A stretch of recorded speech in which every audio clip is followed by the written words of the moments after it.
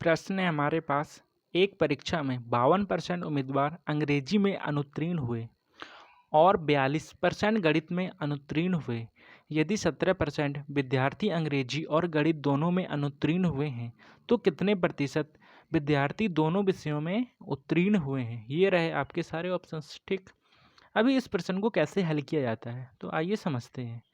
हमें दिया है कि 17 विद्यार्थी दोनों विषयों में फेल हैं। ठीक है, अनुत्तीर्ण मतलब फेल। इसको हम यहाँ बीच में लिख लेंगे।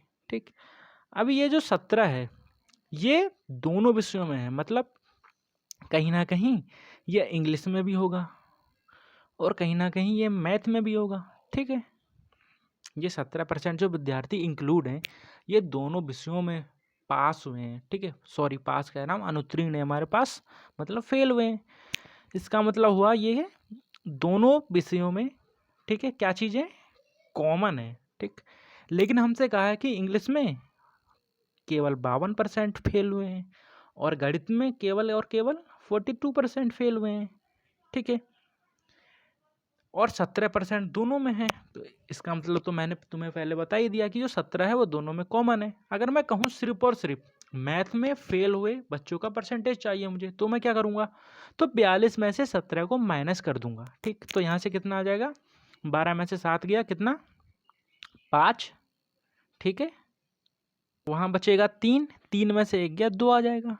और यहाँ पर भी माइनस कर देंगे तो 12 में से 7 गया 5 और 4 में से 1 गया तो कितना आ जाएगा, 3 आ जाएगा। ठीक है, कहने का मतलब ये है कि इंग्लिश में 52% विद्यार्थी पास थे, लेकिन भाई ये भी तो है इंग्लिश में पास, 17% तो दोनों में पास हैं, तो ये कॉमन आ जाएगा दोनों में। ठीक, लेकिन इस प्रकार से हम जो डायग्राम बनाएंगे वो या तो फेल का होना चाहिए या फिर पास का ही होना चाहिए। जैसे कि हमारे प्रश्न में देखें तो ये उम्मीदवार यहाँ पर भी उत्तीर्ण है, अनुत्तीर्ण, यहाँ पर भी अनुत्तीर्ण, और ये 17 जो वैल्यू दे रखी है उसमें भी अनुत्तीर्ण दे रखी है, मतलब फेल।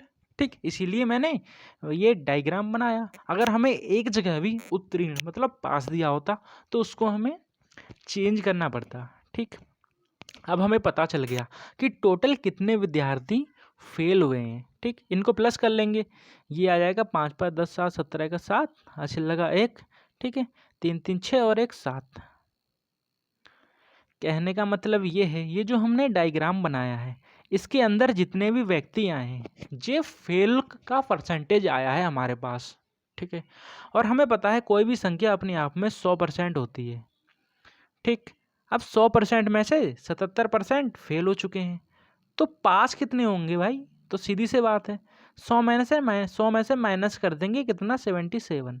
हमारे पास वैल्यू आ जाएगी 23%। ठीक है, ऑप्शन नंबर 3 हमारा राइट और करेक्ट आंसर हो जाएगा। ठीक है, समझ में आया ना।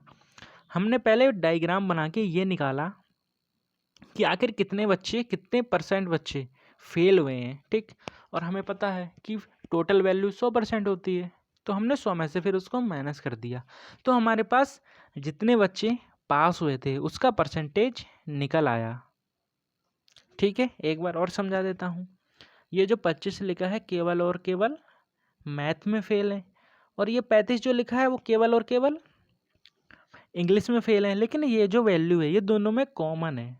ठीक, जो फेल वाले विद्यार्थी हैं उनको हम निकाल चुके हैं। अब जो वैल्यू हमारे पास बचेगी वो केवल और केवल पास की बचेगी, और वो दोनों सब्जेक्टों में पास होंगे। ठीक, तो ऑप्शन नंबर 3। धन्यवाद।